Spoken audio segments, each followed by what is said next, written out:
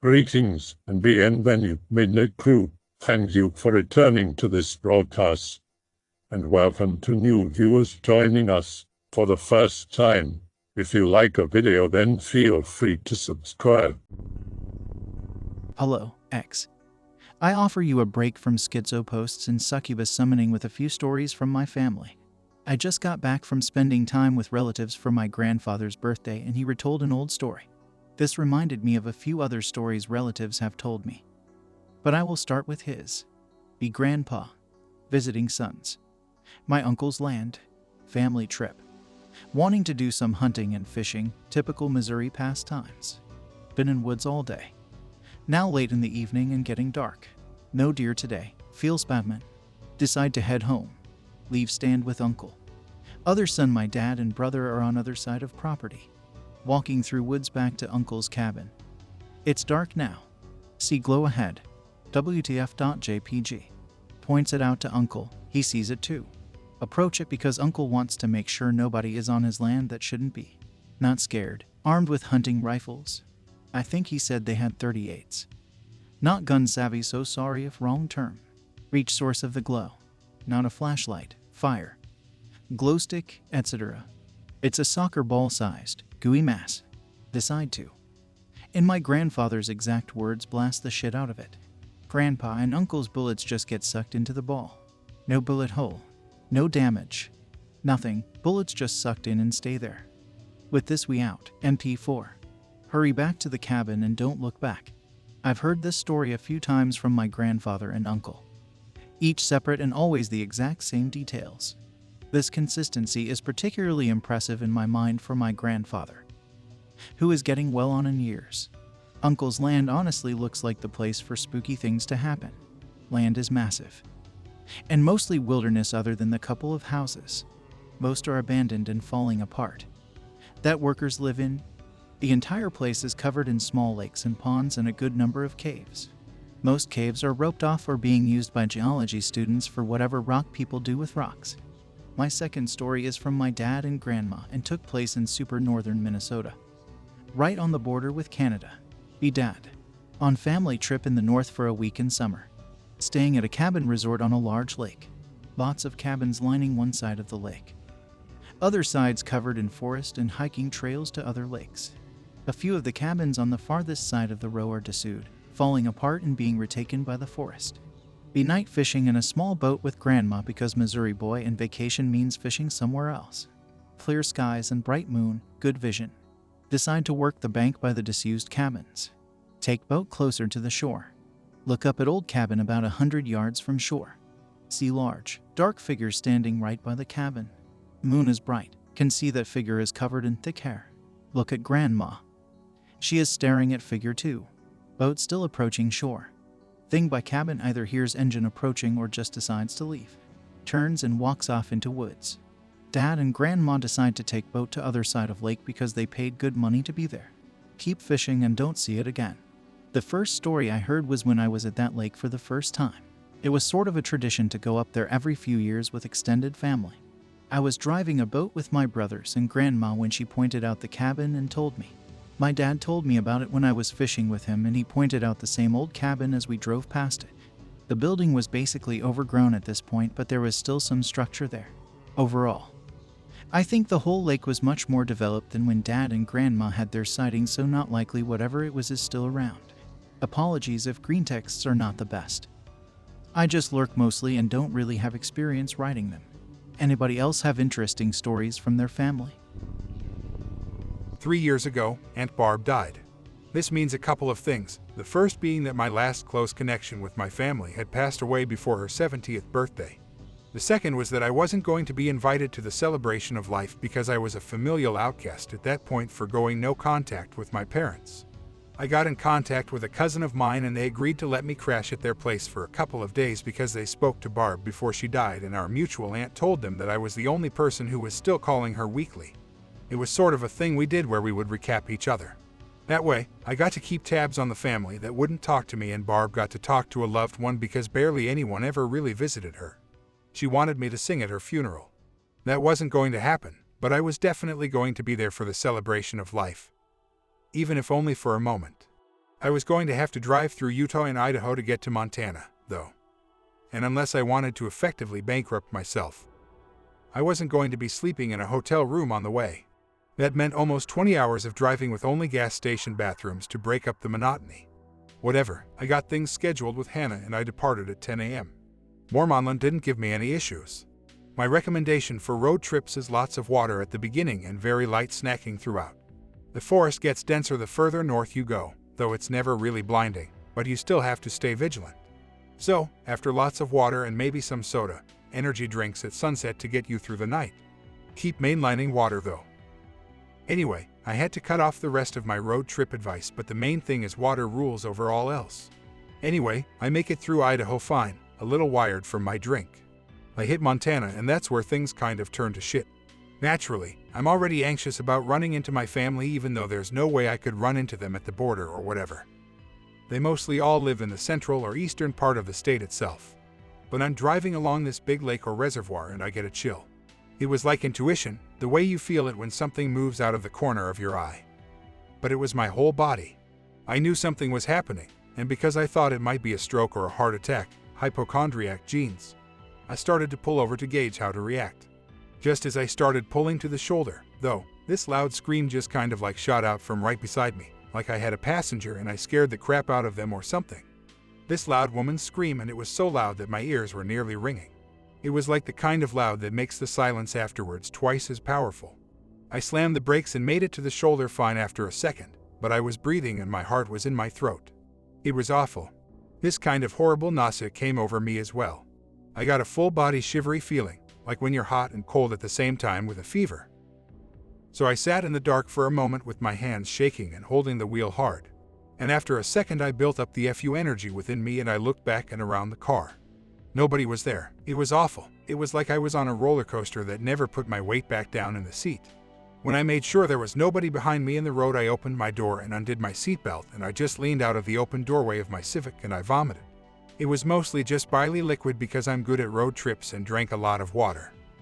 But it still felt and tasted awful. When it was over, I closed and locked my door and took the opportunity to put a new CD in. My Civic doesn't have Bluetooth and I'm too cheap for a new radio. It was something by Regina Spektor, which was actually my coworker's music, but they left it in my car. Anyway, I let the CD start up and then I shut my car off because it felt right to do so. And then I turned it on and started going again. A couple of miles down the road I let it sort of hit me that what I experienced was messed up, and I yelled louder than that yell was at me for a few seconds.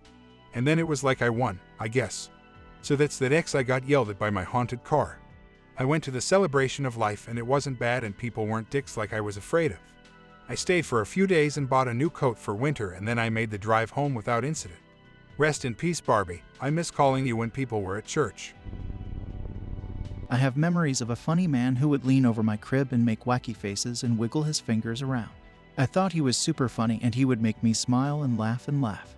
I forgot about him until years later when I see pic related on the wall of my middle school history class. The funny man looked almost exactly the same as Gandhi but slightly fatter. How come I haven't seen him in family photos or heard anyone talk about him? He must have been a really trustworthy, cool guy if he was allowed in the house and around my crib. Recently I visited my aunt for the first time in a while. She now works from home in a small office where my crib used to be. In a newer recent addition to the house added around 50 years ago. A new room made out of logs we creatively call the log room. So we chat for a while and I ask if she has any spooky stories since I visited last.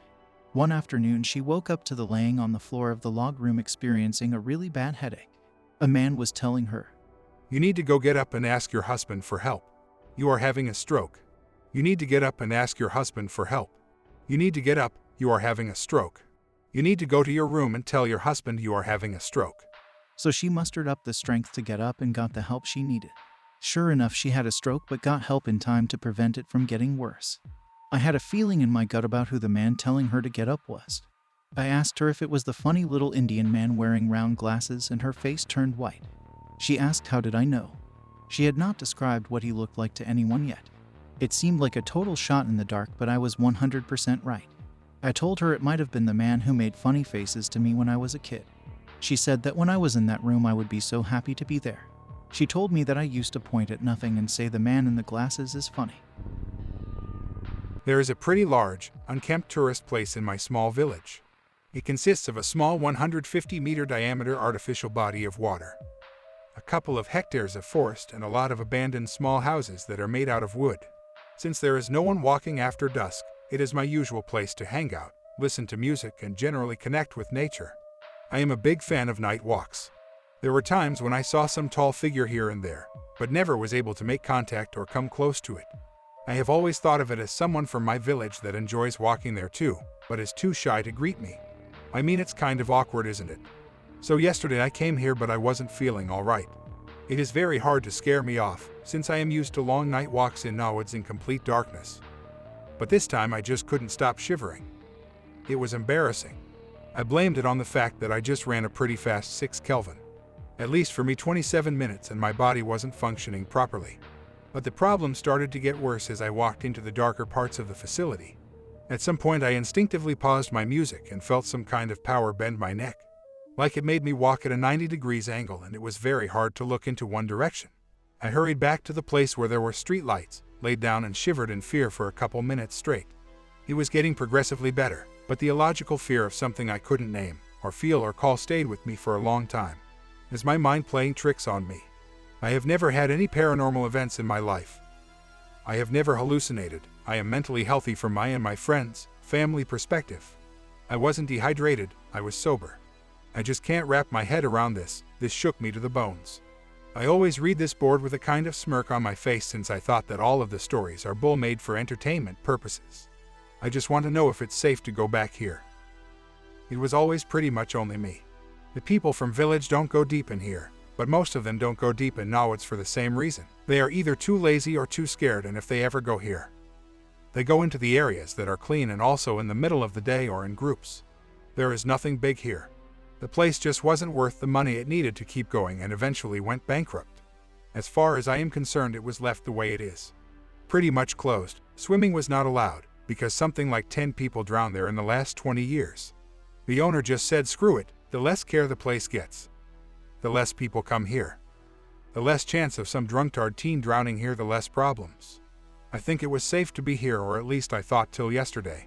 Some people may say that it isn't, but it's because they consume massive amount of horror film and get anxious while leaving home after dark in general, and some just wouldn't come near me after dark. It's a small place and my reputation isn't best, I guess. There were people who called me Antichrist behind my back and probably thought I'm into satanic stuff or something. But unless you count wild boars, wild dogs, and an occasional moose. Although I have never seen one myself, there are some occasional weirdo or schizo. I still don't know who was this tall figure. I bet it was this 7 feet guy that lives nearby. He is like 17, but also is a bit of junkie. Though never seen him walking anywhere at night time. It is safe in general. Be my uncle. Mid-90s in Ozarks of Arkansas. Be going on a solo camping trip. Late summer. Bring Norinco girlfriend. Pack stuff. Get in truck, gone in Innawoods. Drives to camping spot in St. Francis National Forest. Unpack and head off into the woods. As he walks, the amount of light is early twilight. Set up base camp, tent, fire. The whole shebang. Pull out SKS and load it. And chamber around. Sit around fire for hours just reading a book and eating beans. Dark now. As he eats his beans, he starts hearing less and less Innawoods sounds. Cicadas, frogs, and crickets. All stop. Uncle notices. Doesn't think much of it. After a couple more hours, decides to get in bed. But before sleep time, he goes and gets more wood to pile on the fire. Heads a couple yards outside of the light of the fire, while picking up logs and sticks. A faint stink is picked up by his schnoz. Uncle takes mental note and heads back. Uncle throws wood on fire. Settles into tent with Norinco girlfriend. Sleepy time.png. Uncle gets maybe a couple of hours of sleep. Awakes due to a repugnant smell. Uncle's brains turn and immediately thinks at a big bear. For those that don't know, they're hybrid black-brown bears in the Ozarks, and they smell like feces and are super dumb, but still dangerous because of their size and aggressiveness. Uncle grabs girlfriend instinctively. Uncle hears walking around the border of his camp. The footsteps are walking in a spiral, getting closer and closer into camp. The smell is unbearable at this point. Something walks into camp, starts rummaging around his pack for food. Uncle is debating on what to do. Either shoot the bear and get arrested for poaching, or just fire near it to scare it away. He takes the second option and sticks girlfriend's barrel through tent opening, sees the ass of what he thought was big bear, aims girlfriend offside of bear, and pulls trigger. Bear stops rummaging. Uncle says it was like a movie. The bear turned super slowly and stared at him. It turns fully, and it hits my uncle. It's not a bear. It turns, and he sees human-like hands holding a bag of chips. The creature's body was humanoid but covered in thick matted brown, black hair. Its face was long, it had a bullet-shaped head, and its eyes were deeply sunk into its skull. Its nose looked like a troll nose, hanging down with huge nostrils. It had blocky teeth, and it had a strange look on its face. Pick related what it looked like. Uncle kind of stares at it back in a trance. Uncle snaps out of it and fires a shot center mass. Dust and grime puffs off thing's chest from round hitting it. Creature winces and makes pained roar, coughs up blood, and gets back on all fours and runs off exactly like a bear from Uncle's camp. Uncle reloads and steps out of tent. Tactical side-to-side look.exe, slings gun, and starts shoving shot back into his ruck. Finishes repacking, and just stomps out the fire to put it out. Uncle isn't thinking straight and burns his leg putting out the fire. Heads off in the direction his truck was. While he jogs, walks back, he keeps seeing something in the corner of his eyes and hears movement all around him. He is halfway, and as he is coming by a bend in the trail, a huge rock lands right in front of him. Looks at it, and then another rock lands behind him. Smaller but still a rock. He's sitting there looking at the rocks, and one whizzes over his head from his 9 and unslings SKS and mag dumps. Just takes off after this. Runs all the way back to his truck. While he runs, he keeps hearing multiple things running around. Gets to truck and speeds off. Gets back and drinks to forget. He has only ever told me this story when prompted when mega drunk. Whenever I ask about it when he's sober, he tells me to not talk about it. So yeah, that's my uncle's Ozark Bigfoot encounter. Alright, I've actually got a few. The first is actually one of the best I have, and it comes from my uncle. I had heard snippets of his stories over the years on his occasional visits, but only got the full story when I stayed with him for a week when I was 19. Him and my aunt started off by giving me the background story of the house they live in. It was originally built in the 60s by a wealthy man for his wife. Sadly, she passed away not long after it was finished, so he simply left the building in her honor. Fast forward to when my uncle bought the house in the 90s, and on the very first day he began clearing much of the place out. The house itself was in semi-decent condition, but much of the large garden was overgrown. Anyway, he starts by clearing out the fireplace in the living room, finding the bottom of it boarded up. He removed the boards and uncovered a dog bed. It was a strange find, but he didn't think much of it. That night, as he and my auntie slept, they could hear loud barking not 3 feet away from their bed at night. It woke them both up, and they searched the house up and down looking for a dog that somehow got inside. There was no trace of any animal there. Over the course of the next few years, my uncle and auntie would have extensive work down on the house and would have contractors over to help. On numerous occasions, builders would see a woman upstairs who they believed was my auntie, only to find that there was nobody upstairs. My uncle said he also felt his bed sheets being pulled off him at night sometimes. Not bad to wake up to. So I'll give a story my mom told me when I was a kid. When my mom was a kid, she lived in this house that always gave her bad vibes. That's how she always described it, when she felt bad spiritual stuff going on. She absolutely hated the house because of it. On occasion, she would hear the odd noise or see something that wasn't there. The scariest one she told me was when she was about 10, all alone after school, and laying on the couch. The way the house was, there was a window above the couch that acted like a port to hold plates of food for anyone who wanted to grab a plate from the living room. My mom said she was laying on the couch napping when she woke up to something growling, not like a person trying to mess with her, but a deep bass Y growl like a big animal. She opens her eyes and sees this creepy-ass old man glaring at her and growling even louder. Before she screams and gets up and there's nobody there. She swears up and down that the story is completely true. She also remembered the time she was sleeping in her bedroom and she would always wake up to her sheets on the floor. She assumed it was her kicking them off in the night, but one night she stayed up, and out of nowhere, the sheets got ripped clean off of her and she heard that growl again, but didn't see anyone. My mom has always been one for spiritual stuff, especially the weird kind that freaks her out. We don't know why. I have plenty of my own stories as well, which I'll share in my next reply. Stories of my own? I was about 12 and we lived in a weird apartment block. It was built with garages in the front and a gate, then 4 different small homes, 2 on each side. I lived in the one on the further right. We had a super creepy older guy live across from us. I'll call him Gary. Gary had the look of a stereotypical creepy older man, the kind that had the look of want some candy, little boy aura about him. Balding, glasses, weird mustache, weirder hobbies. During the summer, he would tan in the middle of the sidewalk between houses in a Speedo, without a care in the world. Other times, he was out salsa dancing. He lived alone and I was pretty sure he was hiding weird stuff in his house. I left him alone and luckily, he left me alone. However, he still had extremely creepy tendencies. One night, I was asleep in my room with my mom. We had to share a bedroom and I slept on the floor because my mom had a bad back. The TV was off and I wasn't completely asleep. I yawned and looked over at the window across from the bed and I see Gary just standing there, trying to peek into my window. I freeze up and pretend to not look like I just caught him, whispering to my mom that Gary is at our window and staring at us. My mom sees Gary, then shoots straight up and screams, "What the hell are you doing?" Gary bolts from the window while my mom guns it to go outside. He made it back into his house and my mom banged on his door for a solid 5 minutes before she came back in and said she was sure she scared him off and to let her know if it happened again. I wanted her to call the cops, but we were the family that didn't believe in cops helping out. Rather, we were the kind that solved issues ourselves. We moved out of that house about a year after that. I still have plenty of creepy stories, but this one was one that stuck out to me as being one of the creepier ones of my childhood. I hope that you enjoyed tonight's broadcast. If you enjoyed tonight's story, then please subscribe to the channel as more green texts will appear daily. A new broadcast will appear when the clock strikes midnight Central Time.